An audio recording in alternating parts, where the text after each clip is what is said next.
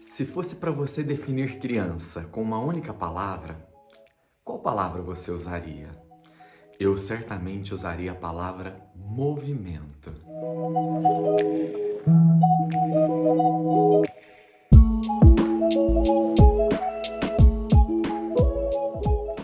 Olá, seja bem-vindo ao canal Educação e Estesia.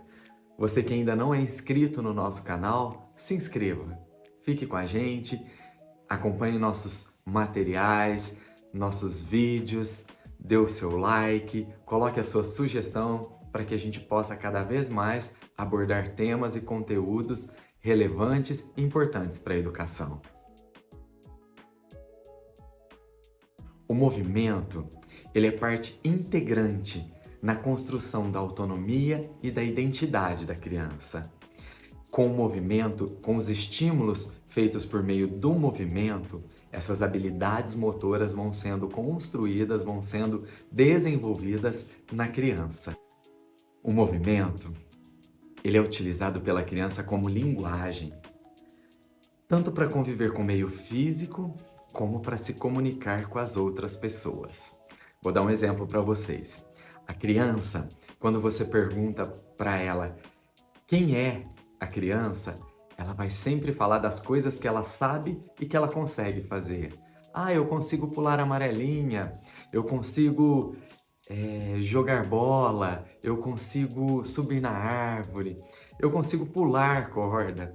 Então ela se identifica, a identidade da criança, ela é demonstrada pelas coisas que ela consegue fazer por meio do movimento, utilizando o seu corpo. Por isso, nós podemos afirmar que o corpo, o movimento, é uma forma de linguagem que a criança utiliza para se comunicar com o meio, como ela se vê no mundo, como ela se enxerga e a forma de interação com o mundo. Nesse período, a principal forma de linguagem da criança é a ação, o movimento. E é essencial que a criança tenha experiências sensoriais e motoras que vão auxiliar no desenvolvimento e na formação do cérebro. Porque essa relação que é estabelecida entre sensorial e motor é a forma com que a criança utiliza todos esses estímulos para ela entender, compreender e se comunicar consigo mesmo, com o meio e com as pessoas com quem ela convive.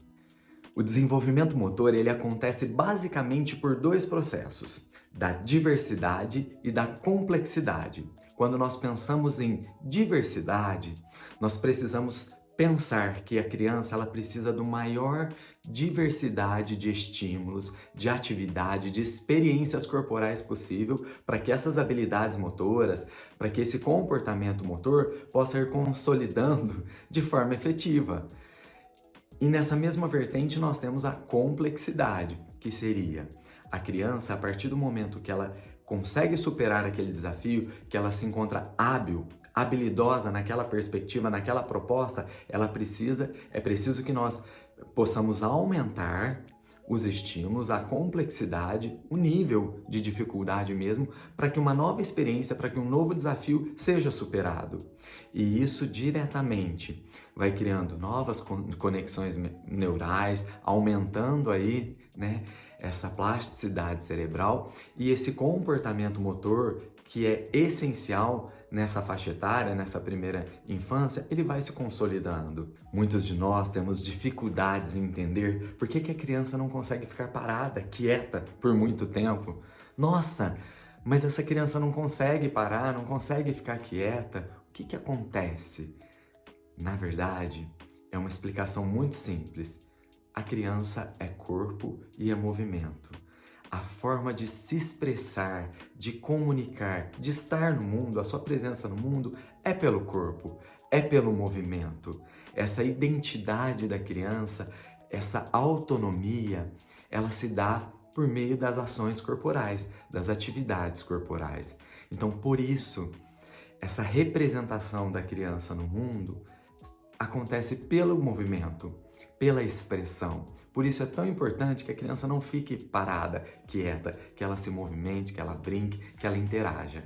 Por isso é tão importante limitar ao máximo a utilização de recursos que deixa a criança imóvel, estática por muito tempo. especialmente se nós formos pensar nos recursos tecnológicos. A criança ela precisa se movimentar, ela precisa de ação. No entanto, se ela fica parada por muito tempo, com movimentos repetitivos, com o foco, a atenção centrada em equipamentos ou algo que a deixe parada, quieta, imóvel, nós precisamos pensar que essa criança ela está perdendo a oportunidade de se desenvolver corporalmente. Ela está deixando de ter experiências corporais que vão auxiliar no desenvolvimento da criatividade, da autonomia, do planejamento motor, da forma com que ela vai se interagir com o mundo, de resolver problemas, enfim. Uma série de habilidades que são essenciais, que nós trabalhamos e desenvolvemos por meio do movimento, do brincar. Por isso, precisamos pensar que é necessário que haja um limite, uma redução no tempo de utilização das telas, no tempo em que a criança fique imóvel, parada, utilizando recursos especialmente tecnológicos. O fato é, a criança que tem oportunidade de experimentar, de vivenciar, de ser criança, certamente ela será um adulto mais harmonioso, mais equilibrado, mais desenvolvido, com um campo de habilidades muito maior para que ele possa viver tranquilamente, se dar bem no trabalho, lidar com as competências socioemocionais, enfim, um adulto formado integralmente. Por isso, deixem as crianças brincar, incentivem as crianças a brincar. Nessa fase de desenvolvimento, a primeira infância, educação infantil, é momento em que a criança precisa de experiências corporais para se conhecer, para conhecer o outro e para se desenvolver. Então deixe as nossas crianças brincarem, elas precisam dessas experiências corporais.